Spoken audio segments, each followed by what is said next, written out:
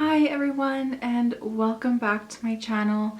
I hope that you guys are having a good day so far, and I'm so glad that you are back and visiting my channel. So today I wanted to just chat a little bit about what I've learned over the last couple weeks. As you may have noticed or may not have noticed, doesn't matter, but I didn't upload a video last week. I have been consistently uploading once a week since I started my channel.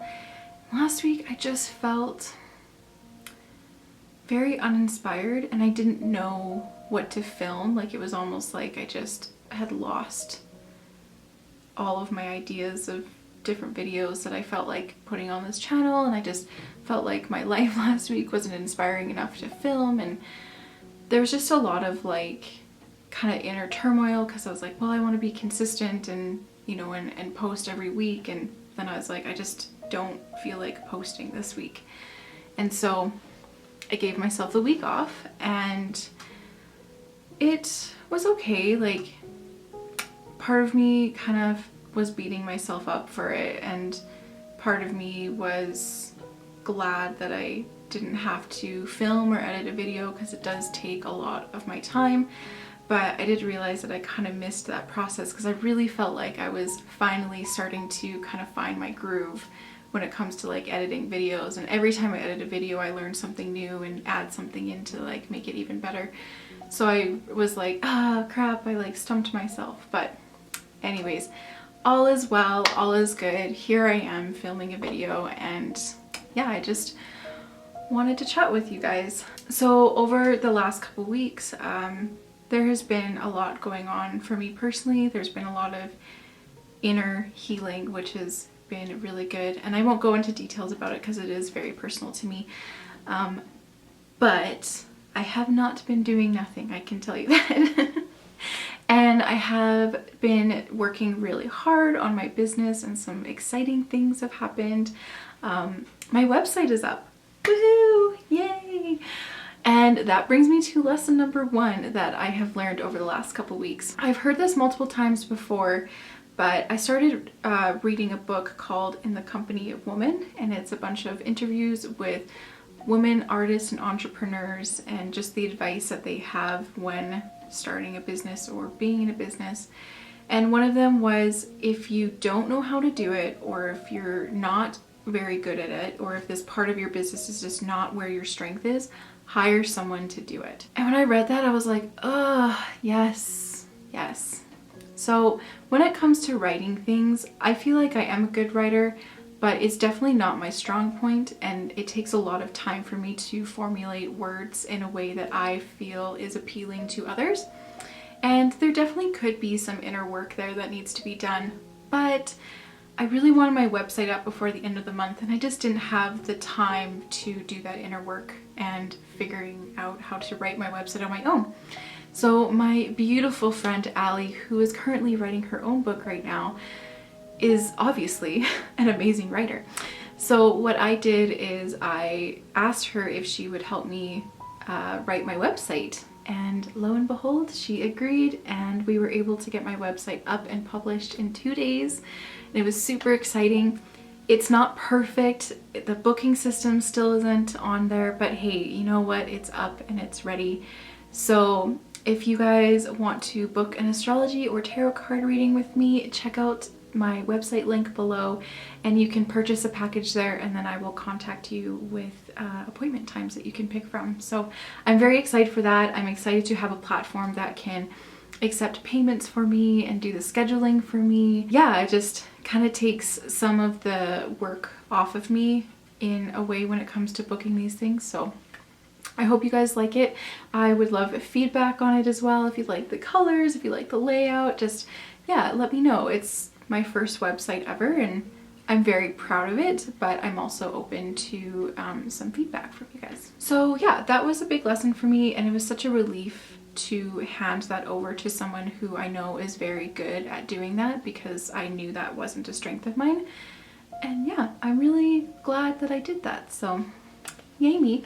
Let's go, learning new things. So the other lesson that I learned, especially with like not uploading to YouTube last week, is putting pressure on your creativity really is like such a downer. I have been reading The Big Magic by Elizabeth Gilbert. As some of you know, if you saw my January TBR a few weeks ago now.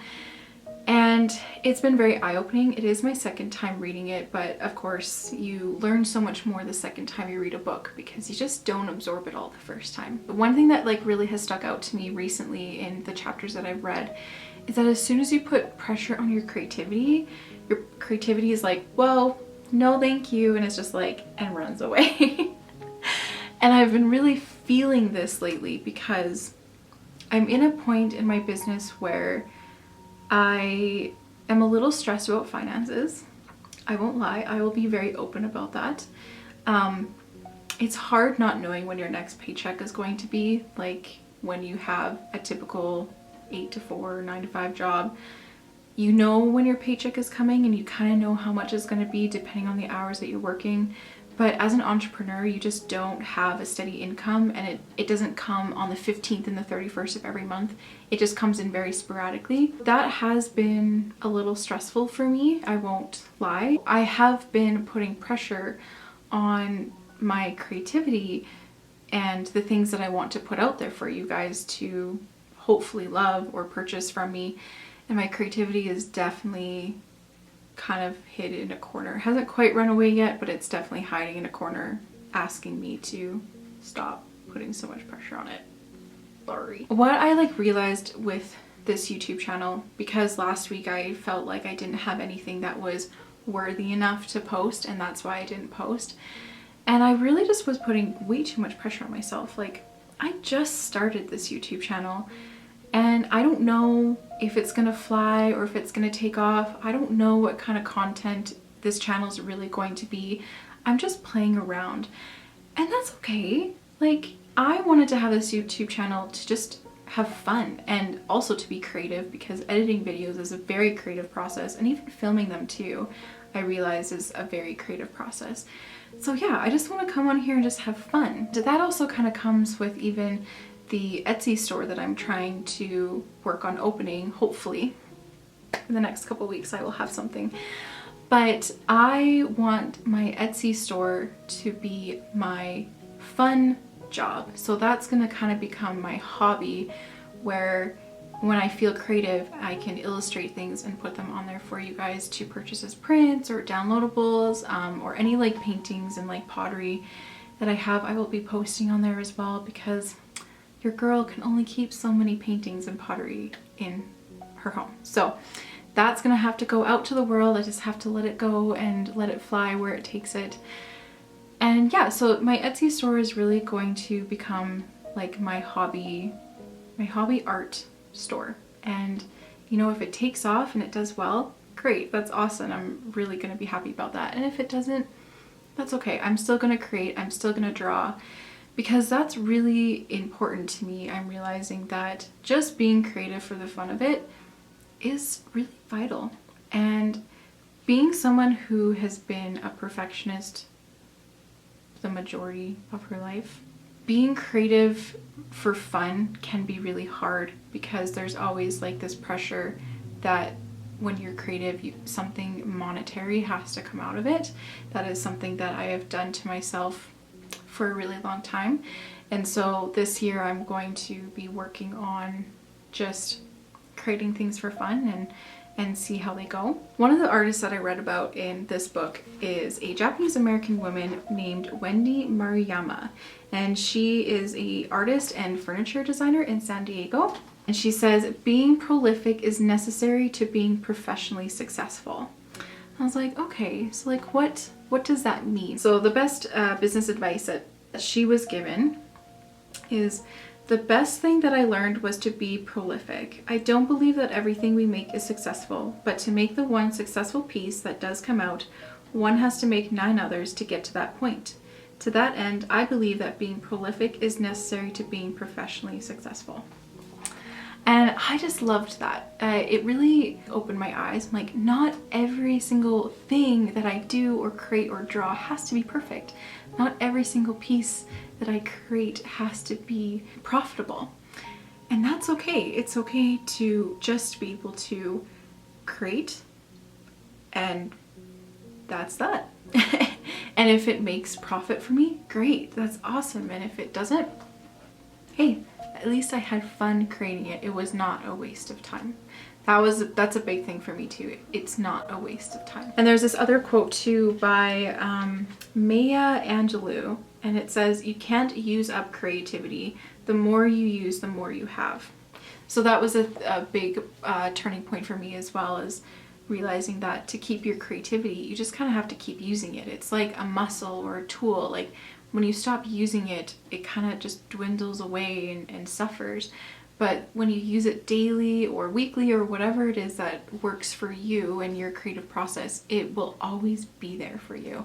And you'll always be learning new things as you go too. And I think that is just absolutely beautiful. Don't put pressure on yourself when it comes to your creativity. Use your creativity just to have fun. Whatever that looks like for you, if it's drawing, painting, creating YouTube videos, even if it's making Excel spreadsheets for your finances, if you find joy in that, do it. Always remember to engage your creativity and just do it for fun. And you know what? If someone out there loves it and wants to buy it from you, then even better. That's great. And if not, that's okay too. It's just fun. Life is too short to be taking it so seriously. This is something that I'm learning very quickly in my life. Not that I feel like I'm running out of time or that I'm getting old, but really like just my perspective of life has been changing, and realizing that I don't have to be so serious and take everything so seriously or to the point, that I can just have fun and create when I feel like it, and yeah, and that's it. And also rest when I need to rest. That's a big lesson for me as well. So anyways, I would love to know what you guys love to do when you are in a creative mood or when you want to use your creativity. I feel like there's just so many beautiful things out there, and yeah, I would just love to know that. And if you guys made it to the end of this video, I appreciate that. I know normally my videos don't talk this long, but I really just wanted to get this out and just share this with you, because I hope that there's someone out there that just needed to hear this message too. Anyways, I hope you guys enjoy the rest of your day and the rest of your week, and I will see you in the next video. Thanks. Mwah.